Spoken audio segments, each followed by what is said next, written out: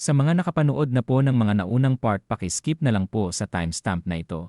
Sa mga unang beses pa lang naman na mapapanood ang series na ito, enjoy watching mga idol, salamat sa inyong lahat. Noong taon na 2025, ang game na Shinki ay inannounce sa mundo. Ang kapangyarihan na nakukuha sa loob ng game na ito ay maaaring makuha ng mga players at maipunta sa realidad. Simula noong lumabas ang game, bigla na ding nagbago ang mundo, at kung ano-ano na ang mga delikadong nangyayari sa mundo. Ang ating bida ay malapit nang marating noon ang pinakatuktok. Ngunit siya ay inatake patalikod ng kanyang kakilala. Hindi niya din daw akalain na gagawin ito sa kanya mismo ng isa sa kanyang pinakamalapit sa buhay. Matapos magising ng ating bida, siya naman ay nagtataka dahil siya ay muling nabuhay. Kaya naman inaakala niya na nangyari ito dahil sa kanyang divine equipment na kanyang nakuha. Matapos muling mabuhay, ang ating bida ay nagpa siyang piliin ang ibang landas. Ang ating bida ay naging isang awaken, at biglang naging shadow para makapaghiganti sa kanyang mga kaaway. Dahil sa pagtraidor na naranasan ng ating bida, napagpasyahan niyang magpalakas ng mag-isa gamit ang kanyang karanasan sa nakaraang buhay. Ang kwento ay nagsimula sa nakakatakot na lugar kung saan marami nang namatay na halimaw. Mula dito may isang babae na sinabihan si Qin Feng na napakagaling daw talaga nito. Dahil kahit ginamitan na daw ito ng 100-fold egging effect, nagawa pa din nitong maklear ang ancient god ruins. Sinabi din ng babae na sa kanya na daw mapupunta ang artifact na Eye of Judgment. Habang naghihingalo ang ating bida dahil sa kanyang mga pinsala, tinanong niya din ang babae kung bakit daw siya trinaydor ng kanyang nakababatang kapatid na si Qin Xiaoyu. Sinabi naman ni Xiaoyu na inampon lamang si Qin Feng ng mga magulang ni Xiaoyu. Kaya naman wala daw itong karapatan na tawagin siyang kapatid nito. Ang isang lalaki naman ay dumating sa eksena at sinabing hindi daw tama ang paraan na pakikipag-usap ni Xiaoyu. Habang nagugulat ang ating bida, si Xiaoyu naman ay natuwa dahil sa pagdating ni Song Fei. Sinabi din ni Song Fei na maaasahan daw talaga ang hindi tunay na kapatid ni Xiaoyu. Habang namamangha na nakatingin si Xiaoyu kay Song Fei. Si Song Fei naman ay nagpasalamat kay Qin Feng dahil kung hindi daw dahil sa kanya hindi nila makukuha ang divine artifact na Eye of Judgment. Sinabi din ni Song Fei na pinaghirapan niya din daw na makuha ang patalim na soul-stealing blade na nakaturok ngayon sa ating bida. May kakayahan daw ito na higupin ang kanyang buong lifespan. Tinanong niya din na kung nagustuhan nga daw ba ni Qin Feng ang kanyang regalo bilang pamamaalam sa kanya. Habang matindi ang buhos ng ulan, ang ating bida naman ay nagluluksa. Dahil sa inalagaan niya daw si Xiaoyu na parang totoo niyang kapatid matapos mamatay ng kanilang mga magulang. Sinuportahan niya din daw ito sa kanyang pag-aaral. Noong biglang dumating daw ang game sa kanilang mundo, hindi na daw mabilang ng ating bida kung ilang beses na daw nito iniligtas sa kamatayan si Xiaoyu. Ang ating bida ay nagsisisi dahil nagkamali daw siya ng pagkakakilala sa kanyang kapatid. Si Xiaoyu ay sinabi din na matapos mamatay ng kanilang magulang lagi na daw itong nagpapakabosing sa kanya at kinokontrol ang kanyang mga ginagawa sa buhay. Malaking tulong din daw ang ating bida noon para sa kanilang dalawa ni Song Fei, ngunit ngayong nasa kanila na daw ang divine artifact na walan na daw ng silbi sa kanila ang ating bida na si Qin Feng. Si Song Fei ay sumugod na sa ating bida at handa niya ng tapos nito. Sinabi din ni Song Fei na siya na daw ang bahalang mag-alaga sa kanyang kapatid na si Xiaoyu. Habang walang nakikita ang ating bida, sumigaw naman siya at sinabing hindi niya hahayaan ang dalawa na mabuhay ng payapa dahil sa kanilang ginawa sa kanya. Ang ating bida ay tuluyan ng natanggalan ang ulo. Noong year 2025 ang game na God Forsaken ay lumabas. Sa oras na makatulog ang isang tao ay automatic itong napupunta sa game world. Ang tanging halaga sa larong ito ay ang lifespan. Kapag namamatay ang isang player, nababawasan ang lifespan nito. Ngunit sa pagpatay nila ng mga halimaw, maaari namang madagdagan ang lifespan ng isang player. Gamit ang lifespan na nakukuha sa loob ng game, maaaring makuha ng mga players ang kanilang abilidad sa tunay na mundo. Ang mga malalakas na players ay maaaring makasira ng mga tangke gamit lang ang kanilang mga kamay. Makakaya din daw ng mga ito na humiwa ng eroplanong nasa himpapawid gamit lang ang espada. Kakayanin din daw ng mga malalakas na players na makasurvive sa mga nukleyar na bomba gamit lang ang sarili nilang pangangatawan. Ang ating bida ay nahirapan daw noon na makasurvive kasama ang kanyang kapatid. Ngunit sa kabila ng mga pinagdaanan nilang paghihirap, nagawa daw nilang makapasok sa top 100 na pinakamalakas sa buong mundo. Matapos ang hindi mabilang na beses na muntikan na siyang mamatay, nagawa niya na din na maklear ang ancient god ruins. Ang ating bida ay nakuha na ang artifact na Eye of Judgment.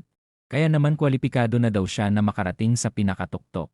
Mula sa likod ng ating bida, siya naman ay biglang sinaksak ng kanyang kapatid. Kaya naman si Qin Feng ay hindi makapaniwala dahil matapos daw ang kanyang paghihirap, ito lang daw ang nakuha niyang premyo sa bandang huli. Ang ating bida ay iniisip ang kanyang paghihirap ay naging tagumpay para sa iba. Si Qin Feng ay hindi matanggap ang nangyari sa kanya. Kaya naman kung sakaling mabubuhay daw siya ay lalaban na lang daw siya para sa kanyang sarili. Ang eksena ay nalipat sa natutulog nating bida. Matapos niyang maimulat ang kanyang mga mata. Bigla naman siyang bumangon at biglang nagtaka kung nasa tunay na mundo nga daw ba siya. Habang sinasabi ni Qin Feng na dapat patay na siya, bigla naman siyang nagulat nang makita niya ang taon na 2025 sa kanyang cellphone. Bigla niya din napagtanto na muli siyang nabuhay at bumalik 9 na taon nang nakararaan bago pa mag-umpisa ang game na God Forsaken. Ang eksena ay nalipat kay Xiaoyu na biglang sinipa ang pintuan. Matapos makitang nasa bahay lang daw pala si Qin Feng, pinagalitan niya naman ito at tinanong kung bakit hindi daw nito sinasagot ang kanyang tawag. Ang ating bida ay muling naalala na nagkaroon daw sila ng malaking pagtatalo ni Xiaoyu bago pa magkaroon ng game na God Forsaken. At ang dahilan daw ng kanilang pagtatalo ay si Song Fei. Ayon sa ating bida, si Song Fei ay isang sikat na underground idol, at si Xiaoyu ay isa sa kanyang mga baliw na tagahanga. Mukhang mabait at maamo daw ang itsura nito, ngunit hindi daw alam ng karamihan na niloloko nito ang kanyang mga babaeng fans, piniperahan ang mga ito, at ginagamit din ang kanilang katawan para sa kanyang kaligayahan. Si Xiaoyu ay galit na galit kay Qin Feng, sinabi niya din na kasalanan ng ating bida kung bakit bumaba ang ranggo ni Song Fei sa pagiging sikat.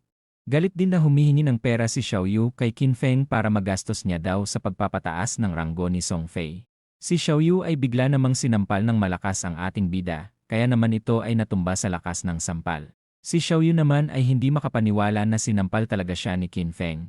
Ang ating bida ay seryosong sinabi kay Xiaoyu na wala siyang oras para makipagtalo sa kanya. Ngunit kapag nangulit daw ito ay babasagin niya daw ang bunganga nito. Sinabi din ng ating bida na kahit naghihirap siya nitong mga nakaraang taon hindi niya daw ginalaw ang pera ng kanilang magulang. Ang ating bida ay ibinato ang debit card kay Xiaoyu at sinabing kay Xiaoyu na daw ang lahat ng pera na ito. Habang papasok na si Qin Feng sa kanyang kwarto, sinabi niya naman na hindi niya napapatulan pa si Xiaoyu para sa kanilang mga magulang. Bago pa maisara ang kanyang pintuan, muling sinabi ng ating bida na simula ngayon ay hindi niya na itinuturing na kapatid si Xiaoyu. Ang ating bida ay iniwan na si Xiaoyu habang ito ay umiiyak at nagagalit sa kanya. Ang ating bida ay iniisip na sobrang dami niyang oportunidad na pinalampas noon dahil sa pagprotekta kay Xiaoyu. Marami din daw siyang hindi nakuhang secret treasure at hindi napuntahan na secret dungeon dahil kay Xiaoyu.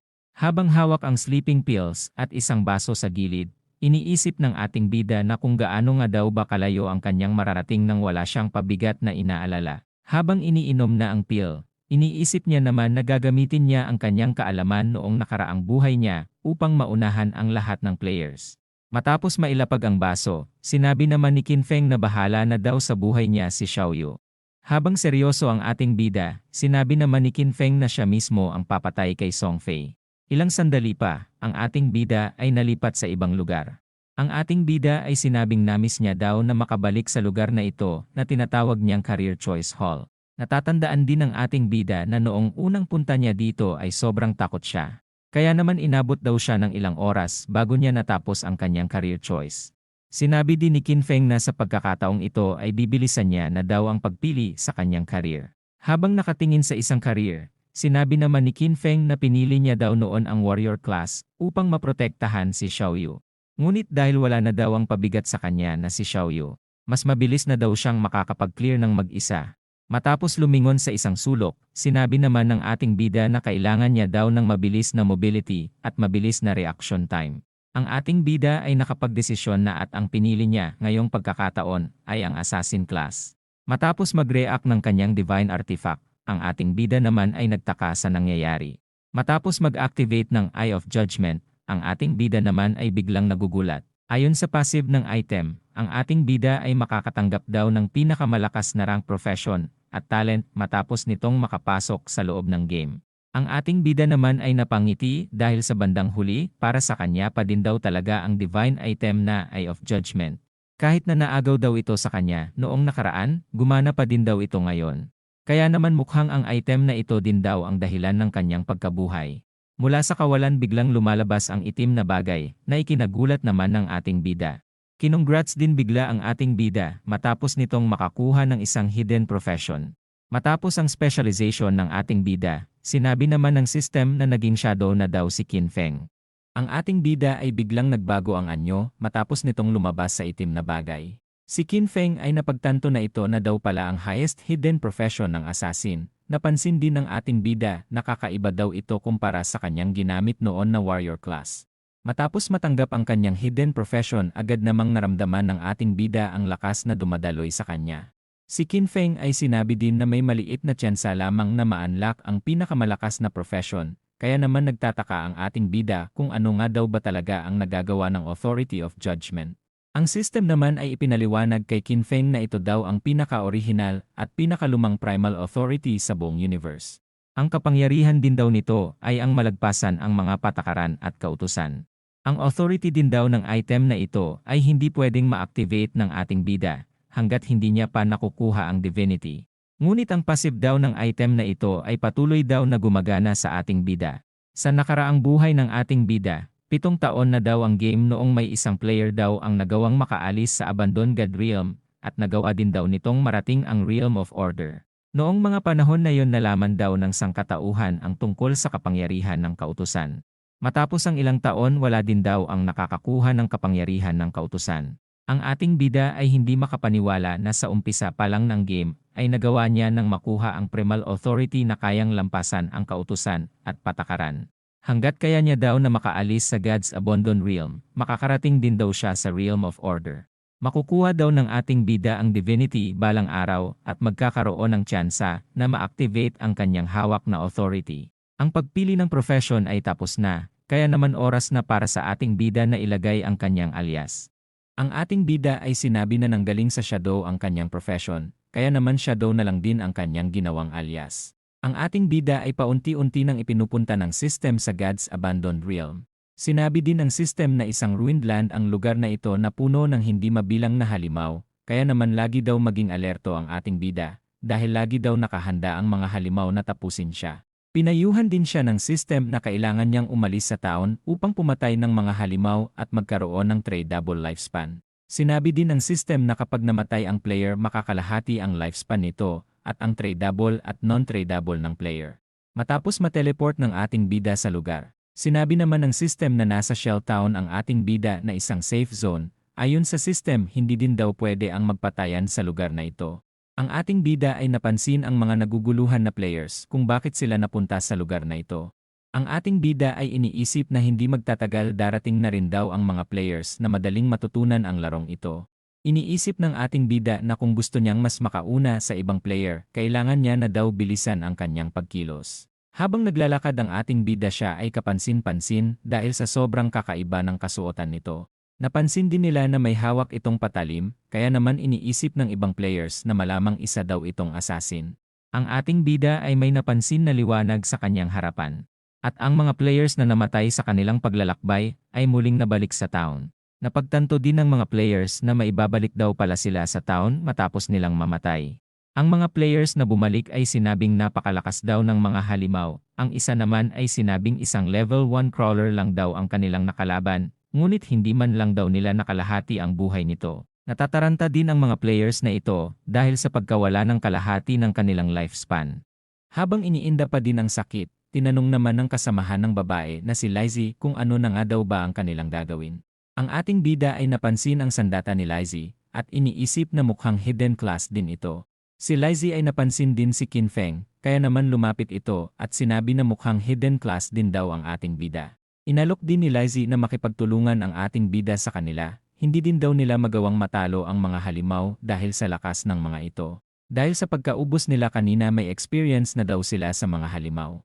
Ang ating bida naman ay tinawanan si Lizzie sa kanyang isipan dahil sa pagmamalaki nitong experience sa kanilang pagkatalo. Tumanggi din ang ating bida sa alok ni Lizzie. Dahil sa maikling pananalita ni Qin Feng sinabi naman ng isang lalaki na pakiramdam nito sobrang lakas niya. Binalaan na din daw nila ang ating bida kung gaano kadelikado sa labas ng town, kaya naman mukhang kamatayan lang daw ang hanap ng ating bida. Ang kalbo naman ay sinabi din na mukhang isang hidden class assassin ang ating bida, kaya naman pwede daw itong makatakbo kapag nalagay ito sa panganib. Si Lizzie ay nakita ang alias ng ating bida na Shadow, at sinabi din niya na umaarte daw itong malakas. Si Lizzie ay sinabi sa kanyang mga kasama na sundan nila ng tahimik ang ating bida, upang makakalap daw sila ng impormasyon kung paano nila tatalunin ang mga halimaw. Habang nakangiti, sinabi din ni Lizzie na gusto niya din daw na makita ang ating bida na mamatay sa kamay ng mga halimaw. Mula sa sumunod na chapter, ang ating bida ay naglalakad na palabas ng syudad. Habang sinusundan ni Lizzie ang ating bida, iniisip niya naman na napakadelikado sa lugar na ito. Ngunit bilang isang gamer na sa loob ng maraming taon may mga experience na siya sa mga bagay na ganito, kaya naman nakabuo din agad siya ng kanyang grupo. Si Lizzie ay sinabi din na nakaharap sila ng level 1 na halimaw kanina, ngunit inubos lamang sila nito. Sinabi niya din na ang level 1 na halimaw na ito ay hindi makakayang talunin ng kahit na sinong level 1 player ng mag-isa. Ang dalawang kasama ni Lizzie ay napansin ang kakaibang sandata ni Qin Feng. Ang kalbo ay hindi makapaniwala sa bilis ng ating bida. Dahil isa din siyang assassin, ngunit hindi siya kasing bilis kumilos ni Qin Feng. Si Lizzie ay iniisip din na kakaibang player daw si Qin Feng, kaya naman ang pagsunod daw sa kanya, ay siguradong may malalaman silang hindi nila alam sa game na ito. Ang ating bida ay biglang napalingon sa kinaroroonan nila Lizzie, kaya naman si Lizzie ay iniisip na kung napansin nga daw ba sila ni Qin Feng. Ang ating bida ay ginamit ang kanyang kakayahan, at siya ay bigla na lang naglaho. Ang mga sumusunod sa ating bida ay biglang nagulat at nagtaka sa pagkawala ni Qin Feng. Nagtaka din sila kung anong class nga daw ba ang meron ang ating bida dahil sa napaka-overpowered daw na kakayahan nito. Habang pinagmamasdan ni Qin Feng ang grupo ni Lizzie, sila naman ay bumalik na sa syudad upang dito maghanap ng kanilang ikalalakas. Habang naka-invisible ang ating bida, lalakas din daw ang magiging unang pag-atake nito dahil sa passive ng kanyang skill. Iniisip din ng ating bida na dahil sa skill niyang ito mahihirapan daw ang kanyang mga kalaban na makita siya habang nakikipaglaban. Dahil sa pagbalik nila Lizzie kanina sa syudad, iniisip naman ng ating bida na wala silang mapapala dito dahil tanging shelter lang daw ng mga baguhang player ang syudad. Sinabi din ng ating bida na sa game na ito ay bawal ang mahihina dahil mamamatay lamang daw sila sa mga halimaw kung hindi nila alam magpalakas. Si Qin Feng ay natapos na ang stealth skill, ngunit ang maganda daw dito ay maikli lamang daw ang cooldown ng skill niyang ito. Matapos makita ang sariling stats, nakita niya naman na kakaiba daw talaga ang kanyang shadow class ngayon. Dahil sa napakataas daw ng mga dagdag na stats nito kumpara sa kanyang warrior class noon. Ang ating bida ay may 5 pang attribute points na pwede niyang ilagay sa kanyang stats. Sinabi din ng ating bida na malaking pagkakamali ng mga players ang ilagay ang kanilang stats sa strength. Dahil ang mas maganda daw na gawin ay ang ilagay ito sa agility. Sinabi din ni Qin Feng na early game ng laro ay sapat na daw ang damage ng mga baguhang player, kaya naman mas maganda daw kung uunahin nilang pataasin ang kanilang bilis upang kalabanin ang mga halimaw ng hindi nagtatamo ng damage. Ang ating bida ay may napansin sa kung saan, at ito ay isang halimaw. Ito ay isang crawler na halimaw na may normal grade. Matapos makita ng ating bida na hinihigop pa nito ang mga lifespan na nagmula sa mga player. Iniisip din ng ating bida na malamang ito na daw ang crawler na umubos sa grupo nila Lizzie kanina. Ang halimaw ay pasugod na sa ating bida, at napansin na kahit papaano ay may pinsala daw itong natanggap. Habang umiiwas sa pag-atake, iniisip naman ni Qin Feng na may kakayahan mag-evolve ang mga halimaw kapag nakatanggap na ito ng sapat na lifespan mula sa mga players na natatalo nito. Ang ating bida ay tuluyan ng pumasok sa kanyang shadow, at ito ay paunti-unting nawawala. Habang pasugod ang halimaw sa ating bida, bigla naman itong nawala na ipinagtaka ng halimaw. Si Qin Feng ay bigla nang lumitaw matapos nitong umatake sa halimaw. Ang ating bida ay hindi makapaniwala na napatay niya ang crawler ng isang atake lang. Mula sa system sinabi naman ito na ang ginawa ng ating bida ay ang backstab, na may kakayahan na madoble ang kanyang damage kapag umatak ito mula sa blind spot ng kalaban. Matapos malaman ang nagagawa ng kakayahan niyang ito, nagulat at namangha naman ang ating bida tungkol dito. Si Qin Feng ay biglang natulala at naalala ang nakaraan. Noong warrior ang ating bida, hirap na hirap daw ito at laging muntikan ng namamatay para lamang daw talunin ang mga halimaw. Matapos matalo ang crawler, nakakuha naman sila ng isang liwanag galing sa kanilang napatay na halimaw. Mula sa kasalukuyan, ang ating bida ay nakatanggap ng 3 araw na tradable lifespan. Nakatanggap din siya ng 54 years at 155 days na non-trainable lifespan. Ang ating bida ay biglang nagulat dahil sa kanyang Eye of Judgment, siya ay nakatanggap ng talent na tinatawag na Infinite Evolution. Ang talent na ito ay may kakayahan na makakuha ng evolution points na pwede niyang magamit para ma-upgrade ang kanyang mga skills matapos makapatay ng ating bida ng mga halimaw. Siya ay makakatanggap din ng 5 evolution points kada lilipas ang isang araw, ngunit kapag nakatalo daw ito ng boss level na halimaw ay magagawa nitong makakuha ng 100% na evolution points mula sa kanyang matatalong boss level monster. Ang ating bida ay hindi pa naririnig ang tungkol sa talent na ito noon. Kaya naman agad niya nang sinubukan ito at in-upgrade ang kanyang mga skills na Latent Shadow at Backstab. Ang ating bida ay nagawa ng mapalakas ang kanyang skills. Habang naglalakad si Qin Feng sinabi naman ito na kapag in-upgrade niya pa sa susunod ang kanyang mga skills magiging sobrang overpowered na daw nito sa hinaharap. Sinabi niya din na malamang na one-hit niya ang Creeper kanina kung sakaling napalakas na nito ang kanyang skills kanina. Mula sa likod ng ating bida ay may nakarinig sa kanyang sinabi na nakatalo na siya ng halimaw. Dahil sa payat na katawan daw ng ating bida, siguradong magagawa din daw ng tao sa kanyang likod na makatalo ng halimaw sa game na ito. Matapos lumingon nakita niya naman ang dalawang naglalandian. Dahil sa laki daw ng pangangatawan ng kanyang boyfriend siguradong makakatalo din daw ito ng mga halimaw sa loob ng game na ito. Ang ating bida ay biglang may napansin at ito ay isang halimaw sa itaas ng dalawang malantod. Habang inaalok ng lalaki si Qin Feng na makipagtulungan, ito naman ay bigla nang ginamit ang kanyang skill para mawala. Habang nagtataka sa pagkawala ng ating bida, ang lalaki naman ay nagmamayabang pa din sa kanyang pangit na girlfriend. Ilang sandali pa ang mga gagamba ay nagsimula ng lumitaw at makita ng dalawa. Kaya naman ang mga ito ay nagulat.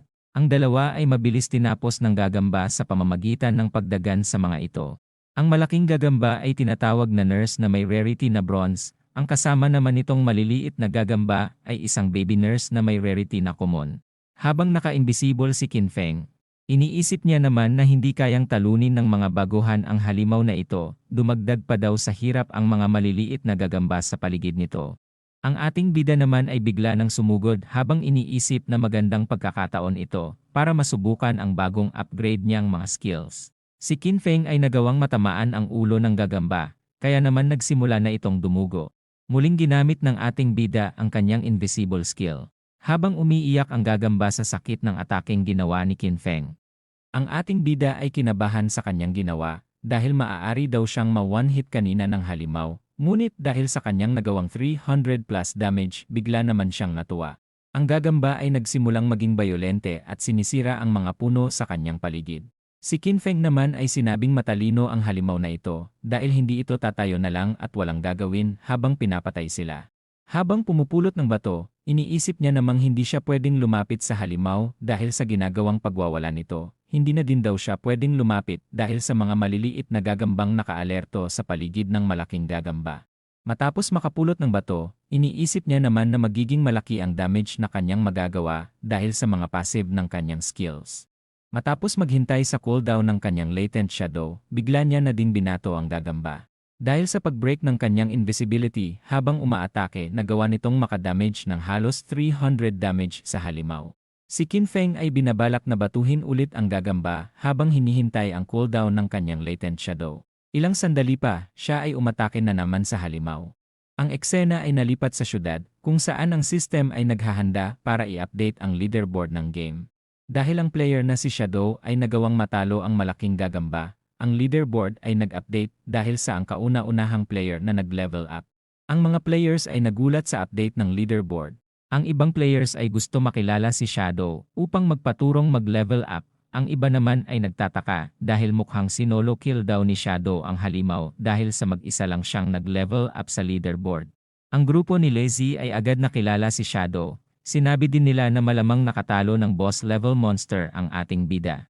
Nagtaka din sila dahil sila ay hindi magawang makatalo ng pangkaraniwang halimaw, kaya naman sinabi nila na malamang may mali sa system ng game. Nagtataka ang lalaki dahil ang halimaw na nag-notif na natalo ay kapareho daw sa halimaw na pumatay sa kanila. Ang babae naman ay sinabi din na malamang si Shadow daw ang assassin na nakita nilang biglang nawala sa kanilang paningin kanina. Ang ating bida ay nagsimulang matanggap ang kanyang mga reward matapos matalo ang gagamba. Sinabi niya din na matapos matalo ang malaking gagamba, magwawatak na ang mga maliliit na mga gagamba. Si Qin Feng ay napansin ang skill na kanyang nakuha na tinatawag na Hands of Avarice. Ang kakayahan na ito ay may kakayahan na mapataas ang reward na pwedeng makuha sa mga monster. Ang ating bida ay hindi makapaniwala na magdadrop ang halimaw na ito ng napakaganda. Ang ating bida ay naalala ang skill na ito noong nakaraang buhay niya, napunta daw ito sa isang player. Kaya naman ito ay naging sikat at nagkaroon pa ng mga bodyguard para protektahan siya, dahil sa ganda ng skill na ito.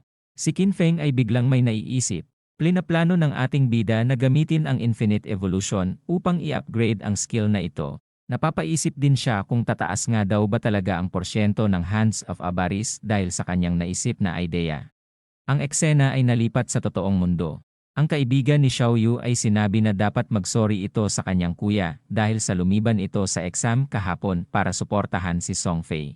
Kapag nalaman din daw ito ng kanyang kuya, siguradong magagalit ito sa kanya. Si Xiaoyu naman ay sinabing wala siyang kasalanan, kaya naman hindi siya hihingi ng tawad. Kasalanan din daw ni Qin Feng kung bakit hindi siya nakapasok sa concert ni Song Fei kahapon. Ang kaibigan ni Xiaoyu ay sinabing naiinggit ito sa kanyang kuya. Ngunit sinabi naman ni Xiaoyu na hindi niya ito totoong kapatid. Matapos tanungin kung anong nangyari sa mukha ni Xiaoyu, sinabi niya namang nadapa lang siya sa kung saan kanina. Ang kaibigan ni Xiaoyu ay nagtataka dahil mukhang may komosyon na nangyayari. Matapos silipin ang komosyon, nagulat naman ang kaibigan ni Xiaoyu dahil namumutla daw ang kanilang kaklase. Sinabi naman ng isang lalaki na nagpaalam ito kanina na matutulog lang siya ng kaunti, ngunit hindi na ito nagigising. Mula sa background ang mga estudyante ay nalaman ng hindi lang sa kaklas nila ito nangyari dahil nangyayari na daw ito sa iba't ibang parte ng mundo. Ang kaibigan ni Xiaoyu ay agad sinabihan ang mga magulang nito sa mga nangyayari. Sinabihan niya din si Xiaoyu na balaan ang kanyang kuya tungkol sa mga nangyayari. Ngunit si Xiaoyu ay sinabing wala itong pakialam sa lalaking ito. Sinabi niya din na mas maganda kung sakaling mamatay na daw ang kanyang nagkukunwaring kuya. Ang ating bida ay nagawa ng ma-upgrade ang Hands of Avarice sa level 2 mula sa 20% drop rate, naging 70% ito bigla. Matapos ang pag-upgrade nakatanggap pa siya ng 2 evolution points. Si Qin Feng ay masaya dahil 1 point na lang ang kailangan niya para muling ma-upgrade ang Hands of Avarice sa level 3. Habang naghahanap ng magagamit sa kanyang inventory, sinabi niya naman na sa mga oras na ito ay alam na ng maraming tao ang tungkol sa game. Kaya naman maya-maya marami na daw taong makakapasok sa game. Habang naglalakad, sinabi naman ni Qin Feng na hindi magtatagal malalaman na ng mga tao na maaaring malipat sa totoong mundo ang mga kapangyarihan sa larong ito. Kailangan na din daw magmadali ng ating bida para maabot ang level 10, kaya naman kailangan niya daw makahanap ng mas malalakas pang mga monster para talunin at makapag-level up ng mabilis. Habang naglalakad may narinig si Qin Feng na sumisigaw sa hindi kalayuan. Kaya naman agad niya itong pinuntahan para makita ang nangyayari. Napansin ng ating bida na may isang grupo ang nilalabanan ang isang halimaw. Si Qin Feng naman ay natuwa dahil sa oportunidad na binigay ng grupo sa kanya. Si Qin Feng ay namukaan ng isang lalaki bilang si Wang Meng. Sinabi niya din na isa daw ito sa mga naunang players na nakapasok sa game. Kaya naman agad itong nakabuo ng magandang grupo na puro hidden class. Mula sa ating bida isang Sacred Shield Warrior daw ang secret class ni Wang Meng na may doubling attributes sa karaniwang warrior class. Ang isang mage ay naghanda para umatake, at ito naman ay nagawang matamaan ang monster at gumawa ng 70 damage. Matapos mapansin ang mage iniisip ng ating bida na doble ang damage ng hidden class mage kesa sa normal class na mage. Napansin niya din ang 2 pang hidden class na isang archer at isang healer. Ang monster ay mabilis pa din at ito ay hirap pa din nilang talunin. Ang monster ay nagawang masira ang shield ni Wang Meng. Ang archer naman ay napansin kung gaano kalakas ang halimaw, kaya naman mahihirapan daw silang talunin ito. Si Wang Meng ay pinapagaling ng healer, habang inuutusan niya naman ang kanyang mga kasama na magpatuloy lang sa pag-atake. Magpapahinga lang daw siya sandali at muling pupunta sa front lines. Dahil kailangan daw nilang matalo ang halimaw na ito. Napansin ni Qin Feng ang strategy na ginagawa ng grupo, kaya naman sinabi niya din na kapag napatagal ang laban sa isang halimaw makaka-attract ito ng iba pang halimaw sa paligid. Ilang sandali pa nag-umpisa nang dumating ang mga halimaw, na ikinagulat naman ni Wang Meng. Napansin ni Qin Feng na isang kontaminator ang dumating na mga halimaw. Gumagawa din daw ito ng mga long-range attacks. Mula sa isang sulok may tumatakbo at sinabing tumabi ang kanyang boss Wang Meng. ang lalaking may malaking espada ay nagawang matamaan ang halimaw. Ang ating bida naman ay sinabi din na ngayon niya lang daw nakita ang kakaibang hidden class ng lalaki. Matapos ang ginawa niyang pag-atake, nakagawa lamang ito ng 33 na damage. Kaya naman napasabi na lang siya na napakakunat ng halimaw na ito. Ang halimaw ay nagsimulang maglabas ng likido sa kanyang bunganga, at ito ay nagawang matamaan ang lalaki. Habang nandidiri ang mage, ang lalaking may malaking espada naman ay sinabing hirap siyang makagalaw sa likidong bumalot sa kanya. Ang mage ay nagsimulang mataranta at sumigaw ng tulong. Ang ating bida ay biglang nawala sa kanyang kinatatayuan at bigla na lang natanggal ang ulo ng halimaw. Sa bilis ng ating bida bumuo ito ng napakalakas na hangin sa paligid. Sila Wang Meng ay napalingon sa nangyari. Nagtaka din sila kung nagawa daw ba ng mage na ma-one hit ang halimaw. Ngunit ang mage naman ay natataranta at sinabi na mukhang may ibang player na tumutulong sa kanila. Hindi makapaniwala ang lalaking may malaking espada dahil na one hit ng kung sino ang halimaw.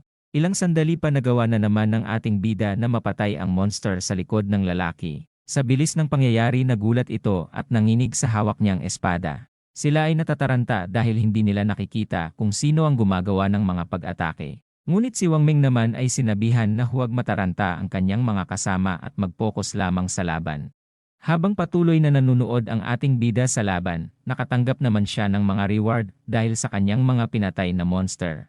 Ang ating bida ay nakatanggap ng poison dart skill.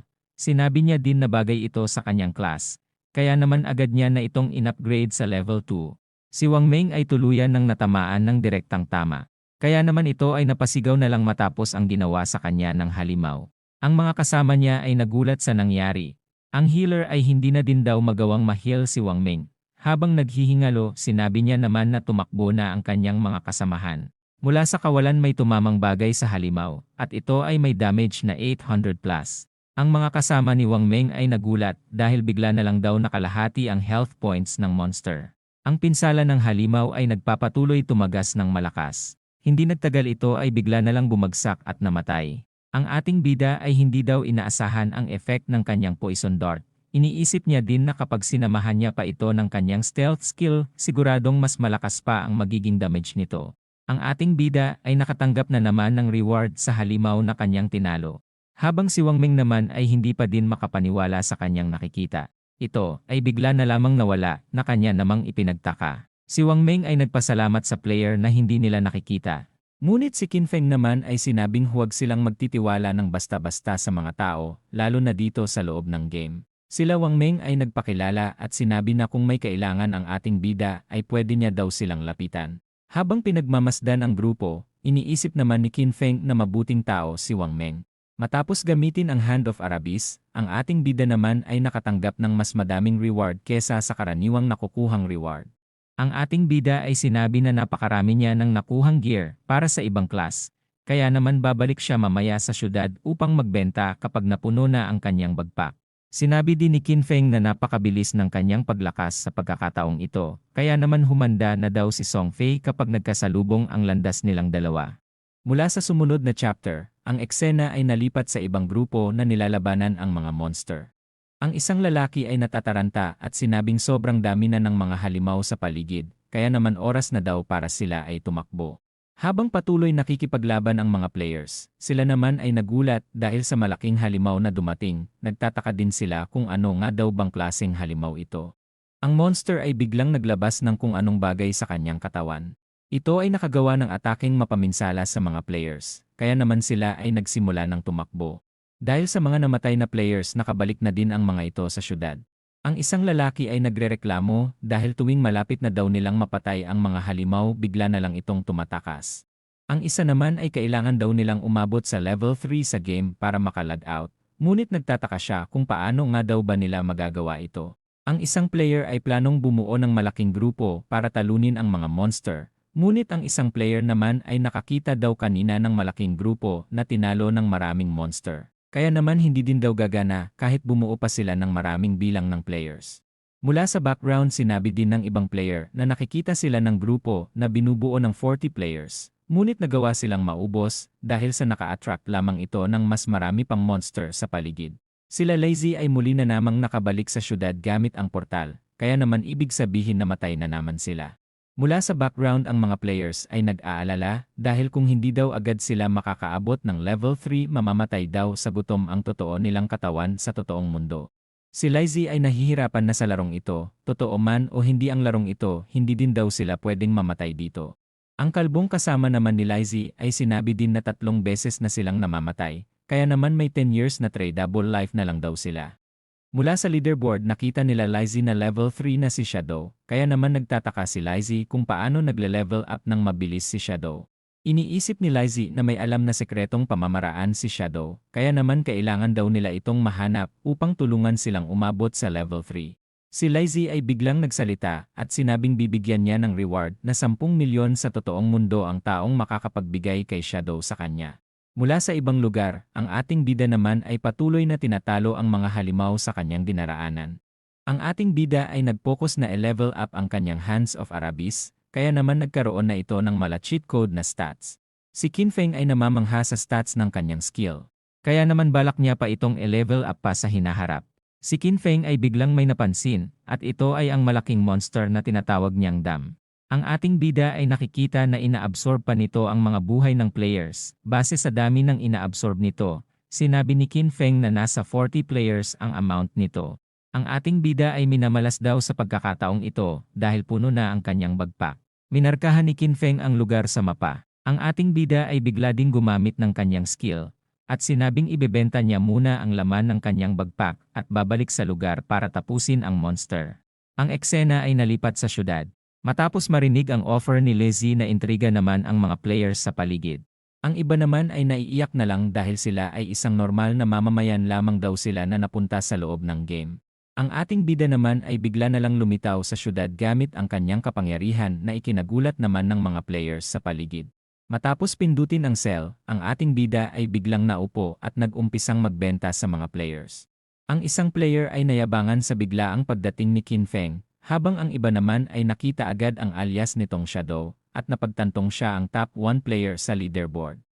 Ang iba naman ay napansin na nakamaskara ang player ni Shadow at nagtataka kung paano niya ito nakuha.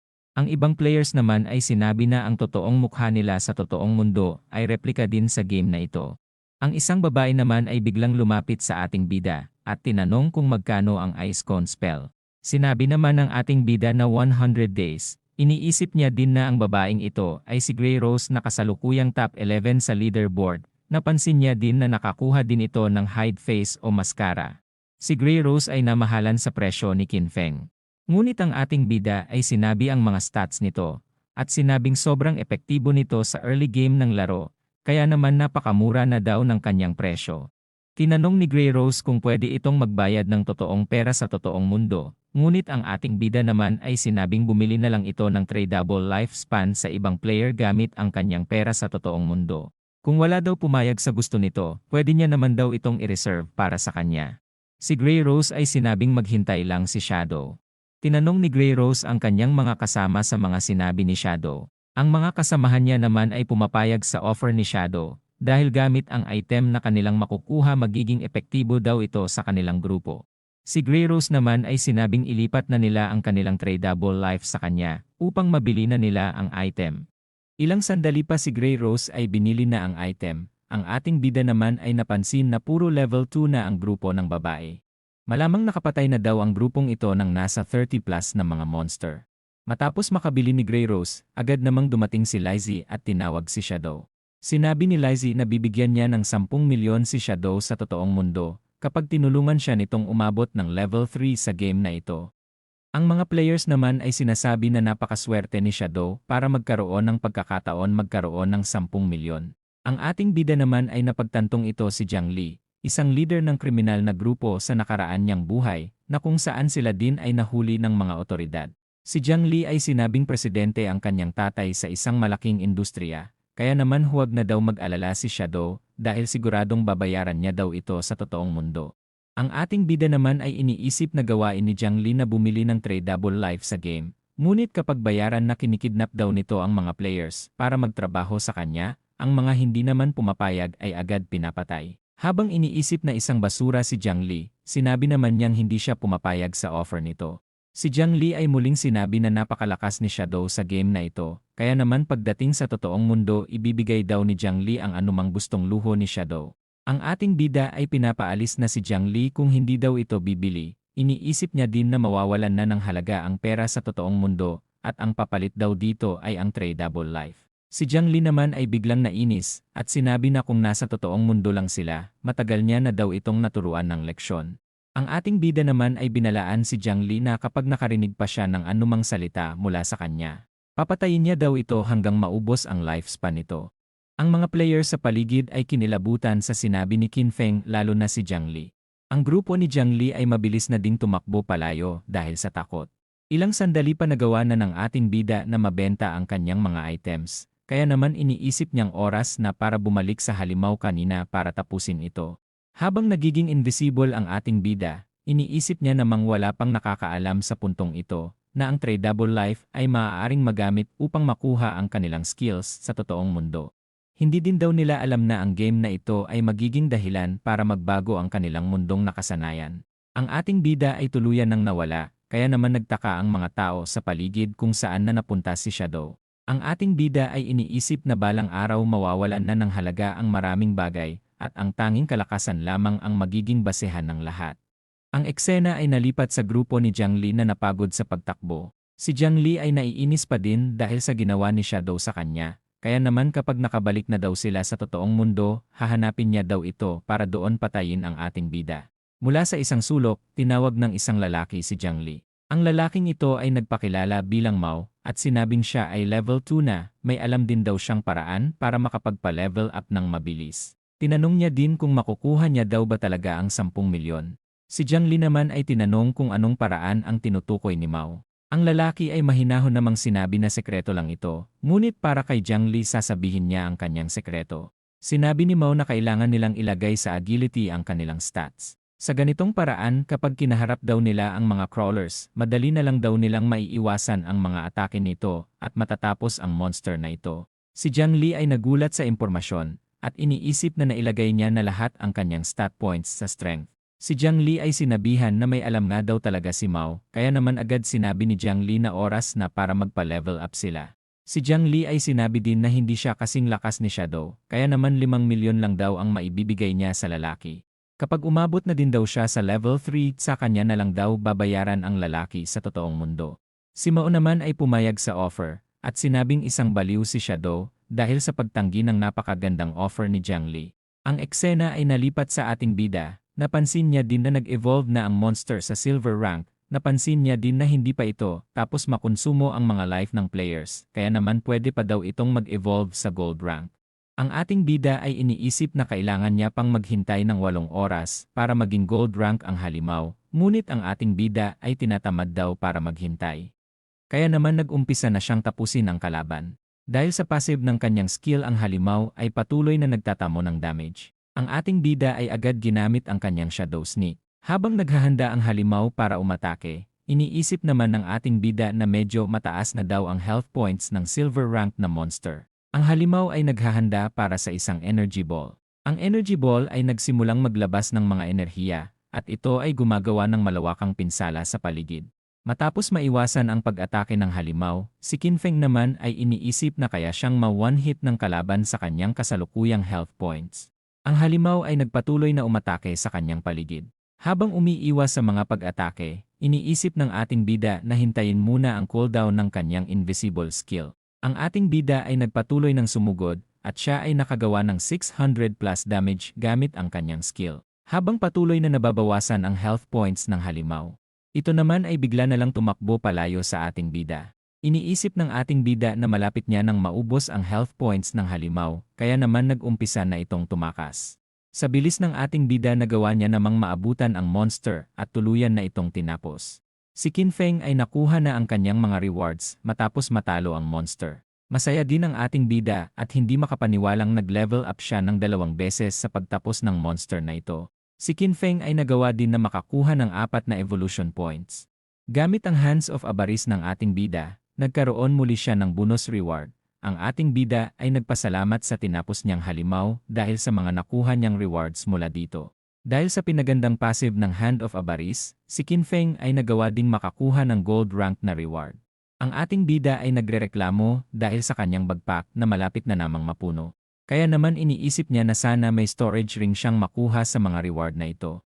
Ang ating bida ay biglang nagulat sa kanyang nakuhang reward. Ang eksena ay nalipat sa kasamahang mage ni Wang Meng. Ang grupo ni Wang Meng ay nagpasalamat sa kanya dahil sa lakas daw nito, nagawa na nilang maabot ang level 3. Si Wang Meng naman ay sinabi din na lahat sila nagtulungan para makaabot sa level 3. Ang babaeng mage naman ay nadidismaya dahil hindi daw nito naging kaibigan si Shadow kanina. Sinabi niya din na malamang nandiri ito sa kanya kanina dahil sa nababalutan siya kanina ng putik. Ang lalaking kasama niya naman ay sinabing napakaganda nito sa bagong outfit nito kaya naman malamang kinaibigan daw siya ni Shadow kapag nakita niya ang kagandahan nito ngayon. Ang leaderboard ay muling nag-update at ang ating bida ay lumabas ng level 5 na siya mula dito. Ang mga player sa paligid ay nagulat dahil level 3 lang daw ito kanina. Ang kalbo naman ay sinabi din na 10 minuto pa lang ang nakalipas noong nakita niya itong nagbebenta kanina. Ang lalaking may malaking ilong naman ay sinabi din na ipapakilala niya ang babaeng kapatid niya kay Shadow para makakuha ng benepisyo sa ating bida. Pati ang grupo ni Wang Meng ay hindi makapaniwala sa nagawa ni Shadow. Si Wang Meng naman ay sinabing mag-relax na muna ang kanyang mga kasamahan. Bumalik na lang daw muna sila sa totoong mundo at balaan ang mga tao pati na din ang kanilang mga mahal sa buhay. Ilang sandali pa ang grupo ni Wang Meng ay tuluyan ng natatransport sa totoong mundo.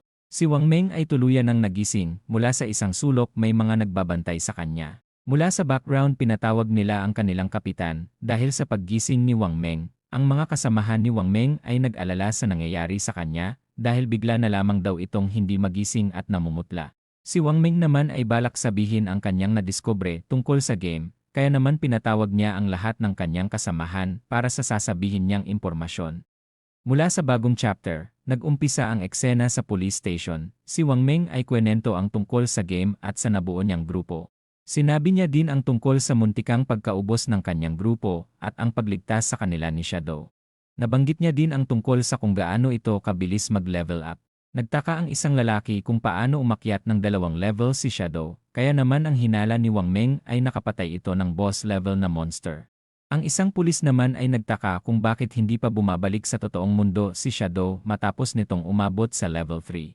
Malamang wala din daw mahalagang pamilya ito para sabihan at mabalaan niya sa mga nangyayari. Si Wang Meng ay wala na daw ibang impormasyon kung may pamilya nga daw ba ito o wala. Ang isang babae naman ay sinabi ang kanyang hinala na malamang ampon si Shadow. Dahil ampon ito malamang may galit daw ito sa kanyang pamilya at hindi na nag-abalang sabihan ang mga ito. Muling tinanong ni Anyu kung tama nga daw ba ang kanyang hinala. Ang isang pulis ay binalaan na daw si Anyu na huwag na masyadong magbasa ng manhwa dahil sa kung ano-ano na daw ang naiisip nitong biro. Ang kapitan ay sinabing kapareho ang kwento ni Wang Meng sa ibang nakalabas na sa larong God Forsaken. Base sa mga report, matapos makatulog ng mga matatandang tao, hindi nagtagal na matay na ang mga ito. Ayon sa iba pa nilang hawak na impormasyon, nakumpirma nilang marami nang namamatay dahil sa larong God Forsaken. Ayon sa iba namatay sila ng ilang beses, at ang hinala ng mga taong ito ay mamamatay sila sa totoong mundo kapag umabot ang lifespan nila sa 0. Ang isang pulis naman ay sinabing wala pa silang gaanong alam sa game na ito, kung ano pa nga daw ba ang pwedeng magawa nito sa sangkatauhan. Ang kapitan naman ay sinabi na malamang inaatake na sila ng ibang nilalang galing sa ibang planeta. Ang kapitan ay nagpasyang bumuo ng grupo upang lakbayin ang mundo ng God Forsaken at mangalap ng impormasyon tungkol dito. Kinakailangan din daw nilang sabihan ang iba pang professional army upang tulungan silang mag-imbestiga sa loob ng game. Ayon sa kapitan, damay ang buong mundo sa nangyayaring ito, kaya naman kailangan magtulungan ng sangkatauhan upang lakbayin ang loob ng game at magbigayan ng impormasyon. Ang kapitan ay sinabi na si Anyu ang magiging kapitan sa Team 1, habang si Wang Meng naman daw ang magiging vice captain. Base sa kwento ni Wang Meng mukhang hindi naman daw masamang tao si Shadow. Kaya naman inatasan niyang maging kapitan si Anyu dahil mukhang mas bagay daw ang personalidad nito para imbestigahan si Shadow. Umaasa daw ang kapitan sa kanilang dalawa na madidiscover nila ang totoong katauhan ni Shadow dahil kailangan din daw nila ang impormasyon na nalalaman nito tungkol sa game. Matapos sabihin na gawin nila ng mabuti ang kanilang trabaho sa kanilang lipunan, ang meeting ay natapos na. Ang tatlong kaklase ni Xiaoyu ay pinag-uusapan ang tungkol sa game, matapos nilang malaman ang balita tungkol sa kaklase nilang nakasurvive na si Sangwei. Sinabi din nila na hindi pa nakakalaro ng online game ang kanilang magulang sa buong buhay nila. Ang isa naman ay sinabi din na kailangan nilang magpalakas upang mabuhat at mapalevel up ang kanilang mga mahal sa buhay sa loob ng game. Si Xiaoyu ay nagtataka kung bakit hindi pa din nagpaparamdam si Qin Feng. Nagiging arogante na din daw ito dahil mukhang hindi daw talaga ito hihingi ng tawad sa kanya. Si Xiaoyu ay naalala na tuwing magagalit o maiinis siya, gagawa ng paraan si Qin Feng upang gumanda ang kanyang pakiramdam. Nagtaka din ito sa pagsampal nito sa kanya dahil kahit ang mga magulang daw ni Xiaoyu ay hindi siya nagawang saktan noon. Si Xiaoyu ay iniisip na wala siyang ginawang masama, kaya naman kapag hindi daw humingi ng tawad si Qin Feng sa kanya ng 1,000 beses, hindi niya daw talaga ito patatawarin. Si Xiaoyu ay biglang kinilig matapos maisip na nagawa niyang makita si Song Fei kahapon. Bigla naman itong naiyak habang iniisip na gusto niya na ulit itong makita. Si Xiaoyu ay nakauwi na, bigla niya din naisip na kapag natulog siya kasabay ni Song Fei, malamang makita niya daw ito sa loob ng game. Matapos maisip na makikita niya si Song Fei sa loob ng game, siya naman ay muling kinilig. Habang nagbibihis si Xiaoyu, iniisip niya naman na malamang expert na sa laro ang kaklase nilang si Sangwei. Kaya naman hihingi daw ito ng tulong sa kanya. Ilang sandali pa si Xiaoyu ay nag-message na kay Sangwei, at ito ay humihingi ng diskarte para makapag-level up ng mabilis sa laro. Si Sangwei ay natuwa dahil iniisip niyang may pagkakataon na siyang makuha ang loob ng pinapantasya niyang si Xiaoyu. Matapos landiin ng kaunti ni Xiaoyu si Sangwei, ito ay bumigay na at sinabi na ang mga impormasyon na kailangan ni Xiaoyu. Si Sangwei ay sinabi din na sasamahan niyang magpa-level up si Xiaoyu, kaya naman bigla itong natuwa dahil sigurado na ang kanyang pagtaas ng level. Habang handa ng matulog at pumasok sa game si Xiaoyu, iniisip niya naman na magagamit niya ng maayos ang mga lalaking may gusto sa kanya. Iniisip niya din na ipapakita niya kay Qin Feng na nagkamali ito na kalabanin at inisin siya. Iniisip niya din na kapag tumaas na ang kanyang level, hinding-hindi niya ito bubuhatin o tutulungan sa loob ng game. Nalipat ang eksena sa ating bida, kung saan handa na siyang kunin ang kanyang mga reward. Si Qin Feng ay nakakuha ng curse ring, dahil dito madadagdagan ang lahat ng kanyang attributes ng 8 points, kaya naman lumalabas na 32 points lahat ng madadagdag sa kanya. Bukod dito marami pa itong magandang passive na madadagdag sa ating bida. Ang ating bida ay nakita din na may nakuha na naman siyang skill na tinatawag na Instant Shadow Slash. Dahil sa skill na ito sinabi naman ni Shadow na invincible na siya dahil dito. Ang ating bida ay muling ni-level up ang kanyang Greedy Hand, kaya naman mas naging overpowered pa ito. Dahil sa effect ng Greedy Hand, iniisip ng ating bida na kapag nakapatay siya ng isang monster, katumbas nito ay 3 monster dahil sa passive ng kanyang Greedy Hand. Si Qin Feng ay ni-level up na din ang kanyang Shadow Slash. Napansin ng ating bida na hindi nagbago ang cooldown ng skill matapos niya itong i-level up. Sinabi niya din na ayos lang ang nangyari dahil kapag medyo tumagal pa daw ang game maaari na siyang maging invisible kahit gaano niya gusto katagal. Ang ating bida ay napansin na marami na namang basura sa kanyang inventory, kaya naman oras na daw para siya ay magbenta. Habang naglalakad ang ating bida siya ay may naramdaman. Ang mga crawlers ay mabilis nang papunta sa kanya. Ang ating bida naman ay natuwa dahil magkakaroon na daw siya ng pagkakataon para gamitin ang bago niyang skill. Ilang sandali pa, ang mga halimaw ay tuluyan ng natalo. Si Qin Feng ay tuluyan ng biglang nawawala matapos talunin ang mga halimaw. Ang ating bida ay patungo na sa syudad para magbenta. Iniisip din ni Qin Feng na kapag umabot na siya sa level 10 maaari na siyang makakuha ng skills pabalik sa totoong mundo. Habang malakas ang bagsak ng ulan, si Qin Feng ay may narinig at ito ay ang grupo nila Jiang Li. Si Mao ay hinihingi na ang kanyang reward dahil sa umabot na sa level 3 si Jiang Li. Pinakalma naman ni Jiang Li si Mao at binigay ang kanyang cellphone number upang makontak at makapagkita sila sa totoong mundo. Pero bago sila lumabas sinabi ni Jiang Li na ibenta nito ang kanyang lifespan at bibilhin niya ito ng 10,000 kada isang araw. Si Mao naman ay pumayag sa gusto ni Jiang Li. Habang dumadaan si Qin Feng ng naka-invisible, muling sinabi nito na walang utak si Shadow dahil sa pangtanggi nito kay Jiang Li. Nirekomenda din ni Mao na mag-usap na lang ulit sila sa totoong mundo ni Jiang Li. Si Mao ay iniisip na ayos lang ibenta niya ang kanyang lifespan sa totoong pera dahil pwede naman daw siyang pumatay ng mga monster at maibalik ang lifespan na mawawala sa kanya. Ang eksena ay nalipat sa Shell Town. Si Qin Feng ay nag-activate ng portal dito. Mula sa system siya ay nakatanggap ng isang reputation point at may pagkakataon din na magamit ang portal ng isang beses sa isang araw ng libre. Ayon sa system, wala pang ibang portal na nabuksan sa Jianghai City. Ayon sa ating bida, hindi gumagana ang portal kung nag-iisa lamang ito. Kailangan din daw na may ibang players na level 5 ang makapagbukas ng portal sa iba pang mga taon para gumana ang teleportation formation. Naalala din ng ating bida na si Song Fei ang nakapagbukas ng portal sa Firefly Town, kaya naman nag-set siya ng notification kung sakaling magbukas na ang portal sa Firefly Town. Ang ating bida ay iniisip na kailangan niya na munang makapag-level 10 at agad pumunta sa God's Abandoned Realm dahil dito daw talaga mag-uumpisa ang tunay na laro. Ilang sandali pa si Qin Feng ay muling nagbenta ng kanyang mga equipment na nakuha sa pagpatay ng mga monster. Ang mga players ay natuwa dahil sa pagdating ng ating bida at sinabing kanina pa nila inaabangan na bumalik si Shadow. Ayon sa mga players, naging epektibo daw ang nabili ni Grey Rose na item kay Shadow dahil nagawa ni Grey Rose na makapunta sa second place ng leaderboard. Ang isang player ay agad bumili ng isang libro ng skill sa halagang 300 lifespan. Habang nagtataka ang ibang players kung sulit nga daw ba ang pagbili nila ng 300 lifespan sa mga item. Ang ibang players naman ay sinabing sulit ito dahil magagamit nila ito para makapagpalakas ng mas mabilis. 2 araw lang din daw ang kailangan nila upang makapag-farm ng lifespan at mabawi ang lifespan na nawala sa kanila. Ilang sandali pa ng pagbebenta, ang ating bida ay tapos ng magbenta sa loob lamang ng 1 minuto. Habang nadidismaya ang mga players dahil hindi nila nagawang makabili sa mga binebentang item ni Shadow. Si Qin Feng naman ay iniisip na may halos 2,000 lifespan na siyang napagbentahan, ngunit ayon sa kanya, hindi pa sapat ito kung gusto niyang makuha ang kanyang skill patungo sa totoong mundo. Mula sa isang sulok may tumawag kay Shadow na expert at tinanong siya kung gusto daw ba nito ang kanyang dalang item. Ang nagtatanong ay ang kasamahang mage nila Wang Feng noon. At ang item na dala nito ay isang storage ring na may 12 slot capacity. Si Qin Feng ay nagulat matapos makita ang bagay na ito. Iniisip ng ating bida na isa itong napakagandang item dahil katumbas daw ito ng 3 storage bag pack. Dahil sa sobrang baba na drop rate ng item na ito, malamang sobrang swerte daw ng babaeng mage para makuha ang item na ito. Habang tinatanong kung magkano niya ito binebenta, iniisip naman ni Qin Feng na nagkakahalaga ang item na ito ng halos 4,000 lifespan. Ang babaeng mage naman ay sinabing ayaw niya ng lifespan ni expert dahil gusto niya lang daw ay maging kaibigan ito. Gusto niya din daw gumawa ng pansamantalang grupo para samahan ang kanyang grupo na pumatay ng boss level monster.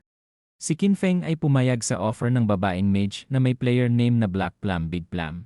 Habang naglalakad na paalis ang dalawa, tinanong ni Qin Feng kung anong klaseng monster ang nakita nila. Sinabi naman ni Big Plum na isa itong gold rank na halimaw. Matapos tanungin kung anong pangalan nito. Sinabi naman ng babaeng mage na hindi niya alam dahil sa sobrang layo pa nito, ngunit mukha daw itong sirang ship na nasa sapa. Ang ating bida naman ay iniisip na malamang ang Golden Ghost Ship ang tinutukoy ni Big Plum. Ayon sa ating bida, isa daw itong sobrang rare special boss. Sobrang baba din daw ng porsyento na makita nito, ngunit maganda at special daw ang mga drop item nito. Sinabi din ni Qin Feng na nag-aaway-away noon ang mga malalaking grupo sa kanyang nakaraan para lang makuha ang item drops nito. Ayon kay Qin Feng, madali lang tapusin ang ghost ship. Habang pinagmamasdan ang babae, iniisip niya naman na napakaswerte nito, may naiisip din siya kung sino nga daw ba talaga ito sa kanyang nakaraang buhay. Iniisip ng ating bida na ang player na ito ay ang sikat na koi fish na member ng grupo ni Wang Meng noon sa kanyang nakaraan. Tinanong ni Qin Feng kung paano niya nahanap ang boss na ito. Sinabi naman ni Big Plum na matapos niyang mag-offline at kumain sa totoong mundo, nag-online agad siya para makapag-level up kasama ang kanyang party members. Ngunit sa bagal magpa-level up ng kanyang mga kasama, naglakad-lakad muna daw siya at biglang nakita ang boss habang siya ay nasa isang cliff.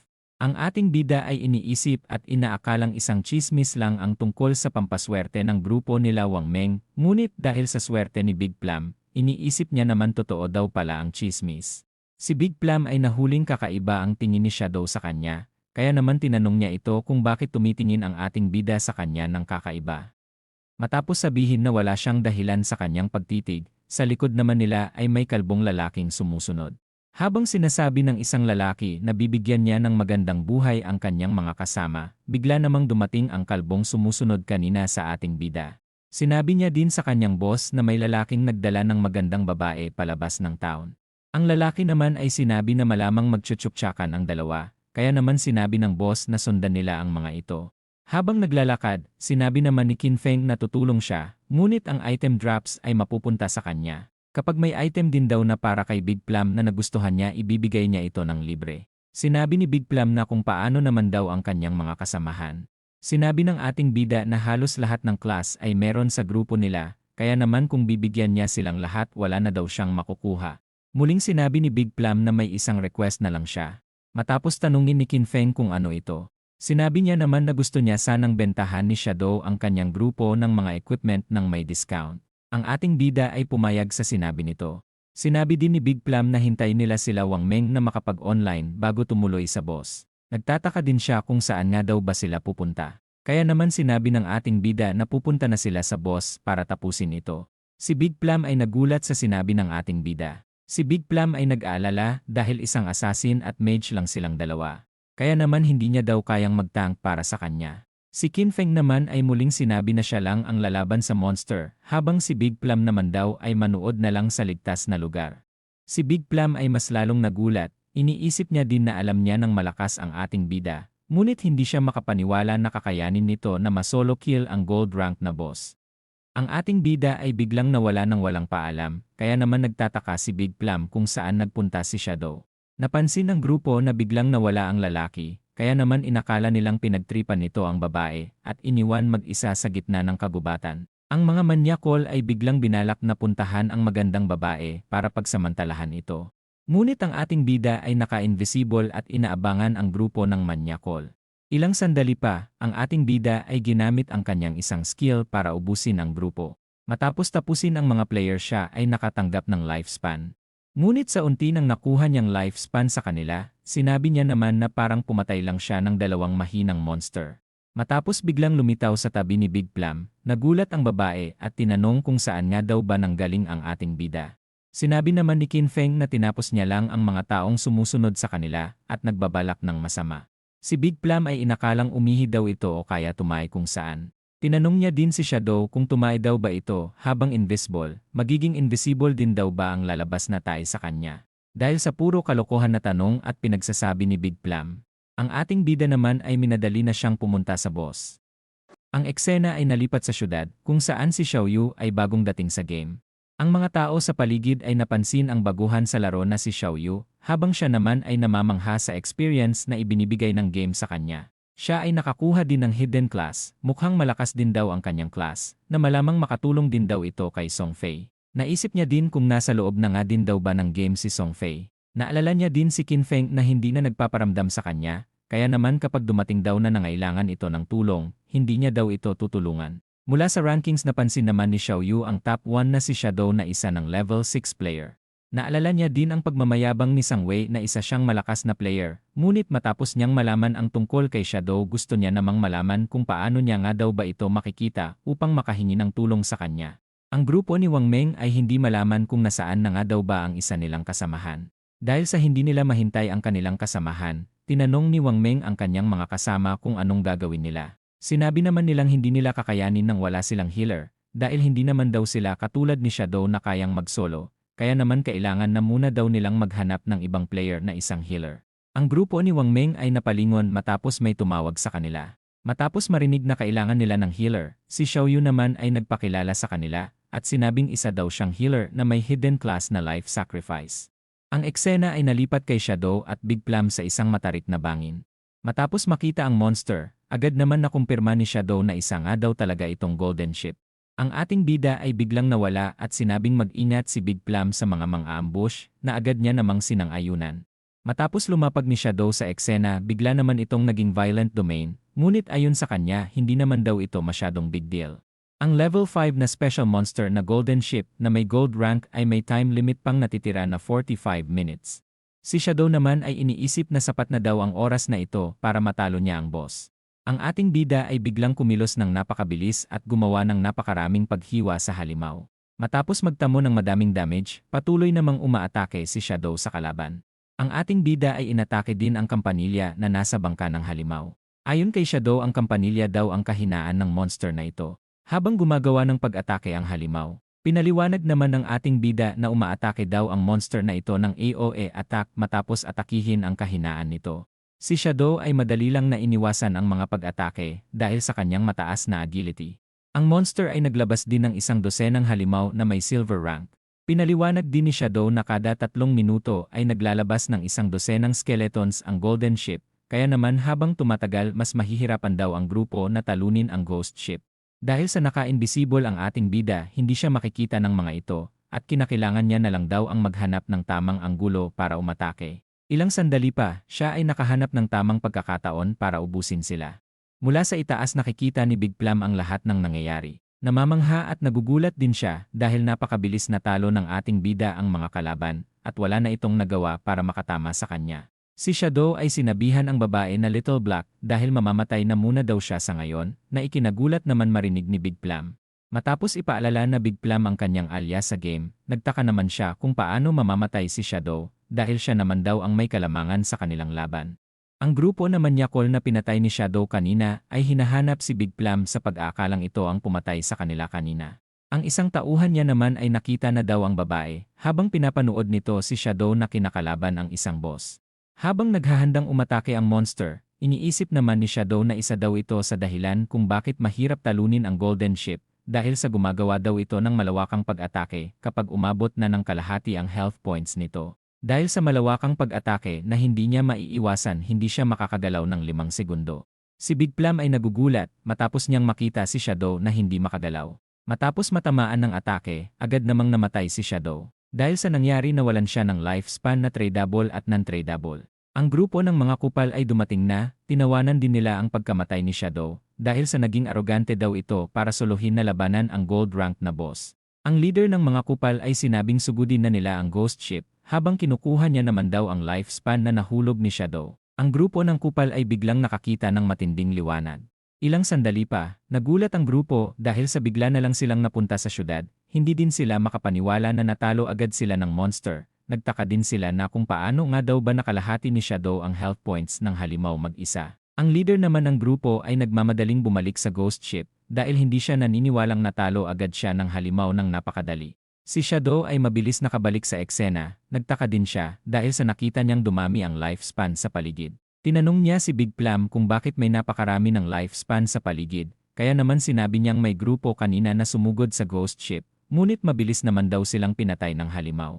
Sinabi naman ng ating bida na masyadong nilang minalit ang Ghost Ship, naalala niya din ang kanyang nakaraan na masyado siyang nahirapan noon at maraming beses na namatay ng dahil sa Ghost Ship. Ang ating bida ay iniisip na hindi na daw ito gagamit ulit ng skill na makakapagpahinto sa kanya, kaya naman kakayanin niya na daw itong talunin.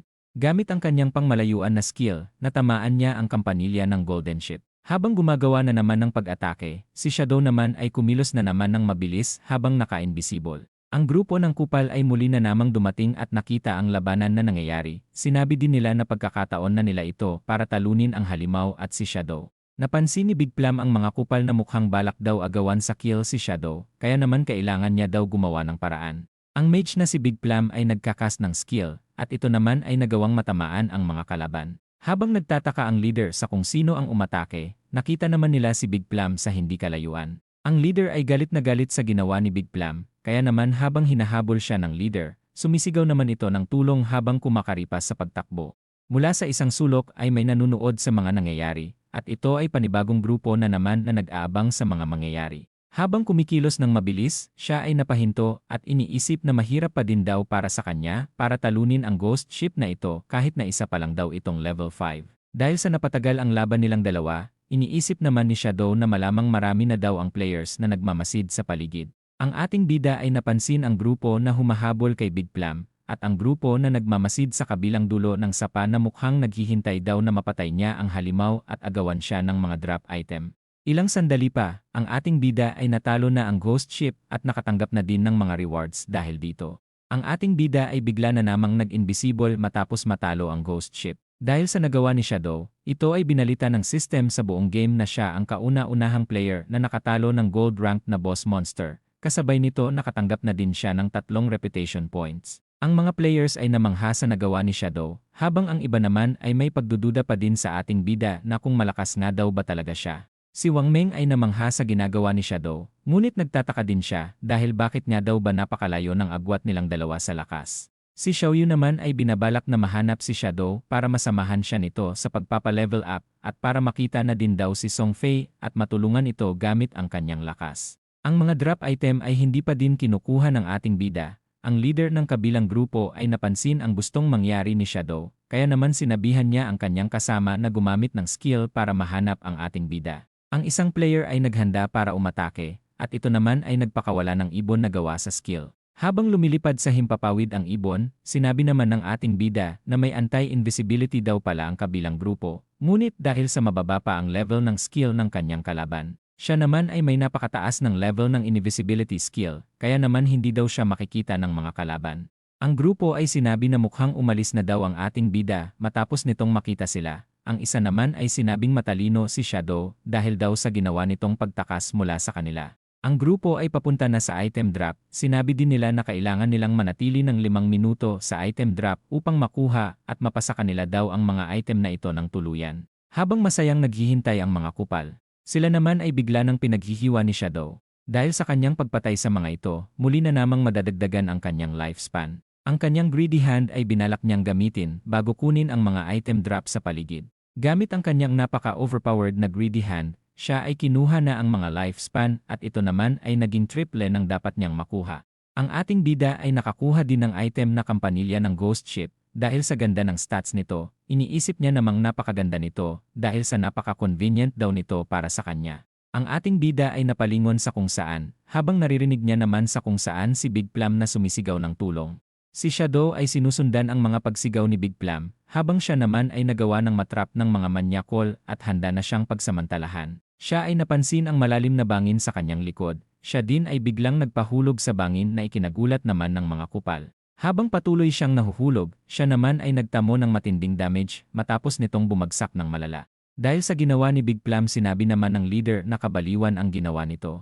Gamit ang telepathy ni Big Plum, sinabi niya naman kay Shadow na bumalik na ito sa syudad at doon na lang sila magkita dahil sa nagpakamatay na daw siya. Matapos makakuha ng maraming rewards ang ating bida, siya naman ay binalak muling pataasin ang level ng kanyang greedy hand. Nagulat din siya matapos malaman na kailangan ng 210 na evolution points para mapataas ang level nito. Si Shadow ay agad namang naintindihan ang sitwasyon, dahil habang tumatagal humihirap na daw ang magpalakas, kaya naman kailangan daw nitong mas lumakas pa para mapalakas ang kanyang mga skills. Ang evolution points ni Shadow ay ginamit niya na muna sa kanyang ibang skills upang makatalo pa ng mas malalakas na monsters at makapagpalakas. Matapos mapataas ang kanyang mga level ng kanyang skills, namangha naman siya dahil sa laki ng mga damage na pwede niyang magawa. Dahil sa kanyang greedy hand nakakuha siya ng napakaraming item at gold, hindi na din daw masama ang kanyang nakuhang mga rewards. Dahil ang 3 sa mga item na kanyang nakuha ay pwedeng magamit ng assassin na katulad niya. May nakuha din siyang patalim na may effects na madoble ang damage ng kanyang normal na atake. Ang doble na normal damage nito ay hindi niya daw masyadong magagamit dahil sa lagi daw siyang gumagamit ng skills. Ngunit dahil sa taas ng dagdag na agility at armor piercing nito, malaking tulong daw ito para sa kanya. Ang ating bida ay nakakuha din ng armor na may mataas na defense, kaya naman kahit sinong player pa daw sa ngayon ay hindi mababasag ang kanyang depensa. Ang pangatlong item na pwede niyang magamit ay ang skill book. Matapos itong gamitin siya, ay nakakuha din naman ng skill na may mataas na dodge rate na may passive na masangga ang unang atake bago ito mag-activate. Sinabi niyang mahina lang daw ang skill na ito, ngunit dahil may kakayahan daw siyang mapataas ang kanyang skills ng walang katapusan, naiiba daw siya sa lahat. Habang pabalik ang ating bida sa syudad, sinabi niya namang ibebenta niya na ang kanyang mga item kanila Wang Meng ng may 10% discount gaya ng napag-usapan nila ni Big Plum. Sinabi niya din na salamat sa napakaswerteng si Big Plum dahil sa kanya nagawa daw ng ating bida na makakuha ng maraming rewards at items. Habang naglalakad, bigla niya namang nakasalubong ang grupo ng mga kupal. Matapos magkatitigan, bigla namang nagulat ang grupo. Sila ay bigla ding napatakbo matapos malaman na si Shadow ang kanilang nakasalubong. Ilang sandali pa, nagkaroon ng napakaraming paghiwa sa paligid na tumapos na naman sa grupo ng mga kupalogs. Habang patuloy na tumatakbo ang leader, nabangga niya naman si Shadow. Ang kupal ay nakiusap sa ating bida na huwag siyang patayin nito dahil sa may 1 taon na lang daw ang natitira sa kanyang lifespan. Sinabi naman ni Shadow na buhay daw ang kapalit ng kanyang ginawang mga masasama. Dahil sa ginawa niyang mga pagpatay sa maraming players, ang ating bida ay nagkaroon ng killer status na pwede magpawala sa kanyang 75% ng kanyang lifespan sa oras na mamatay siya ng 1 beses. Iniisip din naman ni Shadow na may kampanilya siyang nakuhang item kanina, kaya naman kapag namatay daw siya sa susunod walang lifespan ang mawawala sa kanya. Ilang sandali pa, si Shadow ay nakabalik na sa syudad. Ang mga players naman ay nagulat matapos siyang makita, dahil kakatapos lang daw nitong mapatay ang gold rank na boss kanina. Habang nagdududa ang mga nasa paligid sa lakas ni Shadow, may bigla namang tumawag sa ating bida. Ang lalaki at ang grupo nito na balak siyang agawan ng item drop kanina ay may gustong ibigay sa kanya. Binibigyan siya ng lalaki ng assassin skill book at ang kapalit daw nito ay kalimutan na daw ni Shadow ang nangyaring pagkakamali nilang nagawa sa kanya kanina. Si Shadow ay kinuha ang skill book, nalaman niya din na ang skill na ito ay may kakayahan na makapag-stun ng mga kalaban sa loob ng 2 segundo. Matapos tanggapin ang skill book, bigla namang pumayag si Shadow at bigla na lang din umalis na parang walang nangyari. Ang dalawa niyang kasamahan ay naiinis sa kaduwagan na kanilang ginagawa sa harapan ni Shadow. Sinabi din nila na marami silang koneksyon, kaya naman sa dami nila ay pwede daw nilang malunod ang ating bida gamit lamang ang kanilang pagdura sa kanya. Ang tumatayong leader naman ng grupo ay sinabi na napakabilis daw ni Shadow magpalakas, kaya naman siguradong may sekreto daw ito. Sinabi niya din na balak niyang hanapin ang ating bida at kidnapin ito sa totoong buhay para gawin itong alalay nila at magtrabaho para sa kanila. Habang namamangha sa plano ni Xin Xiao, sinabi naman nitong marami siyang kilalang babae. Kaya naman magpapadala daw siya ng isang profesional na babae sa pag-aakit para akitin si Shadow at magbigay ito ng impormasyon tungkol sa kanyang totoong buhay. Muling tinawag niya ang babae bilang Big Black para makipag-trade ng mga items. Habang nagpapasalamat muli niya namang sinabi na Big Plum ang kanyang alias. Matapos matanggap ang item na binigay ni Shadow, siya naman ay nagkaroon ng malakas na mana regeneration at dagdag na lakas dahil dito siya ay nagpasalamat sa ating bida. Sinabi naman ni Shadow na pasasalamat niya ito kay Big Plum dahil sa storage ring na kanyang ibinigay kanina sa kanya.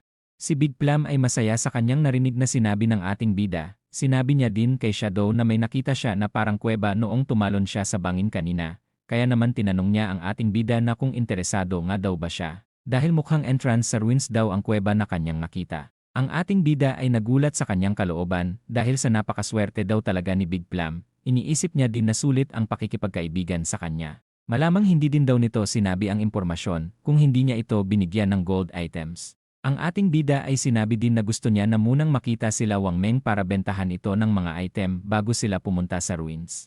Sinabi din naman ni Big Plum na may pinuntahan sila Wang Meng. Dahil may bago daw silang priest na sinasanay, kaya naman matatagalan pa daw bago sila makabalik. Matapos sabihin kung nasaan ang ruins at ang description ng entrance nito, si Shadow naman ay biglang nawala para puntahan daw ang ruins at sinabing babalik na lang siya mamaya para bentahan sila Wang Meng.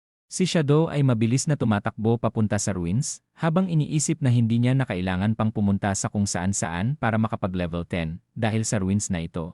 Habang patuloy sa kanyang pagtakbo, iniisip niya naman na marami siyang makakalaban na monsters sa ruins na ito na may mga rank na bronze at silver. Kaya naman sigurado din daw na makakakuha siya ng maraming lifespan at evolution points sa lugar na ito.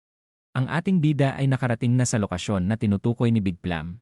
Matapos makapasok, iniisip niya namang nasa libingan siya na ruins. Medyo mahirap din daw patayin ang mga monsters dito at sa dulo ng mga libingan na ruins lagi din daw may lumilitaw na gold rank na boss. Habang patuloy siyang pumapasok sa loob, iniisip niya namang napakakomplikado ng lugar na ito.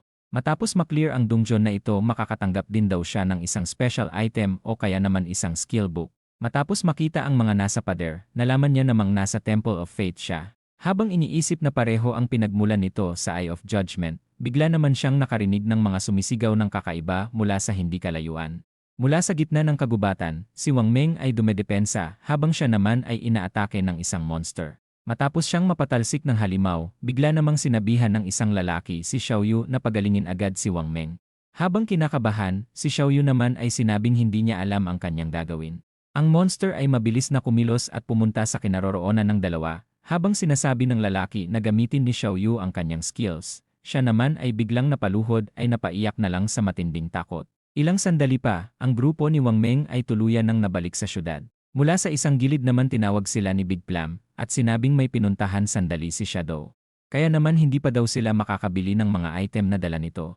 Ang lalaki ay galit na galit kay Xiaoyu dahil napakabunak daw nito at hindi marunong mag-cast ng skills at umiwas sa mga pag-atake ng monsters. Si Big Plum ay pumagit na sa dalawa at sinabing beginner pa lang ang babae, kaya naman normal lang daw ang mamatay ito sa unang beses niya. Habang patuloy na nagagalit, sinabi naman nitong tumabi si Big Plum dahil pagsasabihan pa daw nito si Xiaoyu.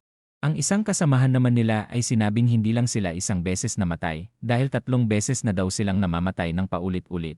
Si Big Plum ay sinabing huwag na silang mag-alala dahil sa kanyang natanggap na bagong items malakas na daw siya, kaya naman siguradong hindi na sila mamamatay kapag sumama siya sa kanila. Sinabi naman ni Wang Meng na hindi masama ang suggestion ni Big Plum, umaasa din siya na sana makita na nila mamaya si Shadow. Habang humihingi ng pasensya sa kanyang nagawa, sa kalooban naman ni Xiaoyu ay naiinis siya, dahil sa paninisi nila sa kanya, hindi din daw sana siya mananatili sa kanilang grupo, kung hindi lang daw sa koneksyon nila kay Shadow. Matapos makapasok sa kakaibang kwarto, napansin niya naman ang dalawang sumisigaw ng kakaiba, na isang level 10 monster na silver rank. Matapos kumilos ng mabilis at umatake, napansin naman ng ating bida na napakaliit ng kanyang damage sa mga monsters na ito. Si Shadow ay napansin na lumuluhod na naman ang mga ito, ngunit lumingon ang mga ito sa kanya habang ginagamit niya ang kanyang stealth. Nang dahil sa inaakala niyang may kinalaman ang Eye of Judgment sa kanila, tinanong ni Shadow kung kilala nga daw ba siya ng dalawang monster. Dahil ang dalawa ay hindi sumasagot sa kanya, iniisip niya naman na tuluyan na silang nawala sa sarili at naging isang monster na lang na kumukuha ng lifespan sa ibang players. Ang dalawang monster ay nagsimulang maalerto, at ang mga ito ay tuluyan ng umatake sa kabilang direksyon ni Shadow. Mula sa entrance napansin ng mga bagong dating na players ang parating na mga halimaw. Habang naka-invisible si Shadow, sumisigaw naman ang mga bagong dating na players sa background. Ilang sandali pa, ang grupo ay tuluyan ng nawawalan ng buhay. Nakita ni Shadow ang pagkaubos ng grupo nila Grey Rose, napansin niya din na kulang pa sila sa mga levels at equipment para sa mga halimaw sa lugar na ito. Habang kinukuha ni Shadow ang mga lifespan, siya naman ay natuwa dahil may madadagdag na naman sa kanyang lifespan. Si Shadow ay nagtangkang tapusin na ang dalawang monster, kaya naman muli na naman siyang nakakuha ng mga rewards sa kanila. Matapos gamitin ang kanyang greedy hand, siya naman ay biglang nagulat dahil ang ating bida ay nakakuha din ng gold rank item na pwede niyang magamit bilang assassin. Si Shadow ay masaya sa kanyang muling paglakas. Mula sa likod ng ating bida, may lumitaw namang isang bagay. Si Shadow ay hindi na nagulat sa biglang lumitaw na bagay dahil alam niya na daw kung para saan ang gamit ng mekanismong ito.